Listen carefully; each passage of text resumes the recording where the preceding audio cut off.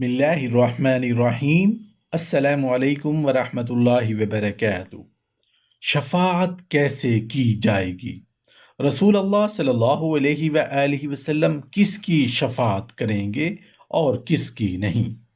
हज़रत जाबिर रज़ी अल्लाह अन्हु रिवायत करते हैं कि मैंने नबी करीम सल्लल्लाहु अलैहि वसल्लम को ये फरमाते हुए सुना कि जन्नत में एक आदमी कहेगा, मेरे दोस्त का क्या बना, हालांकि उसका दोस्त जहन्नुम में होगा। अल्लाह ताला हुक्म फरमाएंगे कि उसके दोस्त को जन्नत में दाखिल कर दो। जहन्नुम में रह जाने वाले बाकी लोग कहेंगे, क्या हमारा कोई सफारशी या गहरा दोस्त नहीं? अल्लाह ताला फरमाते हैं, उस दिन कोई सफारिश फ़ायदा नहीं देगी मगर जिसके लिए रहमान इजाज़त दे। एक और जगह फरमाया, शफाअत नहीं करेंगी मगर उसके लिए जिससे अल्लाह राज़ी हो। अबू बकर अल बज़ार रज़ी अल्लाहु अन्हु नबी करीम सल्लल्लाहु अलैहि वसल्लम का इरशाद नकल करते हैं कि लोगों को क़यामत के दिन पुल सिरात पर लाया जाएगा। वो परवानों की तरह जहन्नुम में गिर रहे होंगे। फिर फरिश्तों, नबियों, शुहदा और सालिहीन को इजाज़त दी जाएगी और वो उनकी सिफारिश करेंगे और उन्हें जहन्नुम से निकाल लेंगे। एक हदीस में आता है कि सबसे पहले रसूल अल्लाह सल्लल्लाहु अलैहि वसल्लम सिफारिश करेंगे, फिर अंबिया और फिर उलमा सिफारिश करेंगे। नबी करीम सल्लल्लाहु अलैहि वसल्लम का इरशाद है कि मेरी उम्मत के एक आदमी की सिफारिश से कबीला बनु तमीम के अफराद से भी ज़्यादा लोग जन्नत में जाएंगे। अर्ज़ किया गया, अय अल्लाह के रसूल, वो आदमी आपके अलावा है?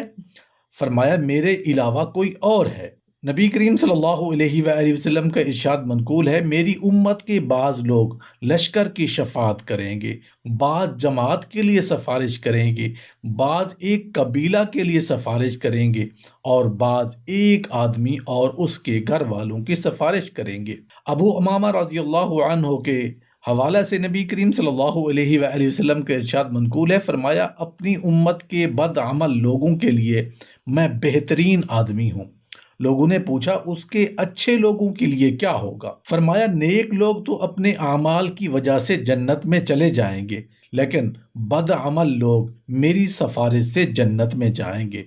औफ बिन मालिक रज़ी अल्लाह अन्हु नबी करीम सल्लल्लाहु अलैहि वसल्लम का इरशाद नकल करते हैं कि मेरे पास अल्लाह की तरफ से एक कासिद आएगा और मुझे अख्तियार देगा, या तो मैं अपनी आधी उम्मत को जन्नत में दाखिल करा दूं या शफाअत कर, तो मैं शफाअत को अख्तियार करूंगा और ये उस शख्स के लिए होगी जो बगैर शिरक के मरा हो। हज़रत अबू सईद खुदरी रज़ी अल्लाह अन्हु से रिवायत है कि एक दिन मजलिस में नबी करीम सल्लल्लाहु अलैहि वसल्लम में कुछ लोगों ने कहा, या रसूल अल्लाह सल्लल्लाहु अलैहि वसल्लम, कि क्या क़यामत के दिन हम अपने परवरदिगार को देखेंगे? रसूल करीम सल्लल्लाहु अलैहि वसल्लम ने फरमाया कि हाँ, देखोगे। फिर आप सल्लल्लाहु अलैहि वसल्लम ने दीदार इलाही के सबूत को वाज़े करने के लिए लोगों से सवाल किया कि क्या तुम लोग दोपहर के वक्त, जबकि आसमान पर बादल का कोई टुकड़ा ना हो, सूरज को देखने में कोई रुकावट और तकलीफ महसूस करते हो? और क्या तुम लोग शफाअत 14वीं रात में, जबकि आसमान पर बादल का कोई एक टुकड़ा भी ना हो, तो चांद को देखने में कोई रुकावट और तकलीफ महसूस करते हो? लोगों ने अर्ज किया कि हरगिज नहीं या रसूल अल्लाह। फरमाया, तो फिर क़यामत के दिन तुम अल्लाह ताला को देखने में भी कोई रुकावट और तकलीफ महसूस नहीं करोगे, जैसा कि तुम इन दोनों यानी सूरज और चांद में से किसी को देखने में रुकावट और तकलीफ महसूस नहीं करते।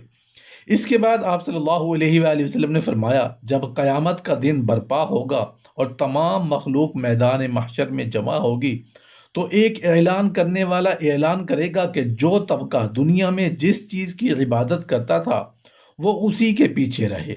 चुनाचे जो लोग अल्लाह ताला की बजाय बुतों और अंसाब को पूजते थे, उनमें से कोई एक भी बाकी नहीं बचेगा, सब के सब दोज़ख में जा गिरेंगे, क्योंकि अंसाब और बुत की जिनकी पूजा होती थी दोज़ख में फेंक दिए जाएंगे, लिहाजा उनके साथ उनकी पूजा करने वाले भी दोज़ख में डाले जाएंगे, यहाँ तक कि जब उन लोगों के सिवा कोई मौजूद नहीं रहेगा जो अल्लाह ताला की इबादत करते थे, وہ خواہ نیک ہوں یا بد، تو تمام جہانوں کا پروردگار ان کے پاس آئے گا اور فرمائے گا تم کس کے منتظر ہو؟ ہر طبقہ اس چیز کے پیچھے پیچھے چلا جا رہا ہے جس کی وہ عبادت کرتا تھا، تو تم پھر یہاں کیوں کھڑے ہو؟ تم بھی کیوں نہیں چلتے جاتے؟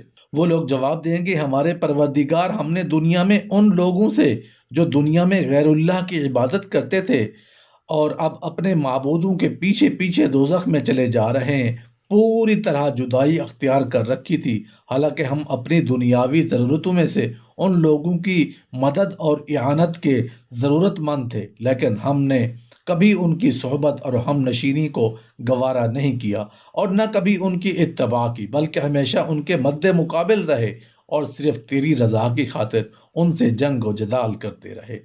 پس اب جب کہ ہم ان کے کسی طرح سے ضرورت مند بھی نہیں ہیں اور ان سب کو منزل بھی دوزخ ہے، تو ہم ان کے ساتھ کیسے چلے جاتے؟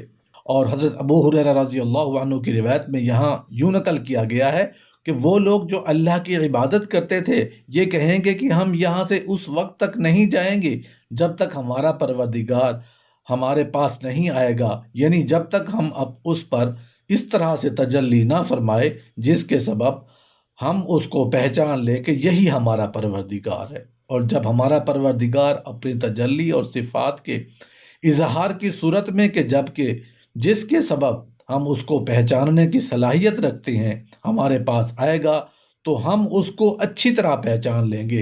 اور حضرت ابو سعید خدری رضی اللہ عنہ کی روایت کے الفاظ یہ ہیں کہ اللہ تعالیٰ ان سے پوچھے گا کیا تمہارے اور تمہارے پروردگار کے درمیان وہ نشانی ہے جس کے ذریعے تم اس کو پہچان لو گے؟ وہ کہیں گے ہاں وہ نشانی ہے۔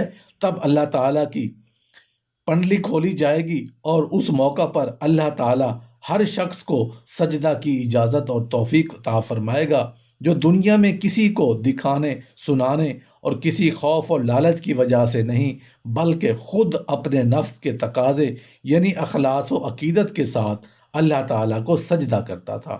اور ہر وہ شخص جو دنیا میں کسی خوف سے یا لوگوں کو دکھانے سنانے کے لیے اللہ تعالیٰ کو سجدہ کرتا تھا، اللہ تعالیٰ اس کی کمر کو ایک پورا تختہ بنا دے گا، یعنی اس کی پیٹھ اور کمر کی ہڈیوں کو کے جوڑ بالکل ختم کر دیے جائیں گے اور اس کی پوری پیٹھ ایک تختہ بن جائے گی تاکہ وہ جھک نہ سکے اور سجدہ نہ کر سکے۔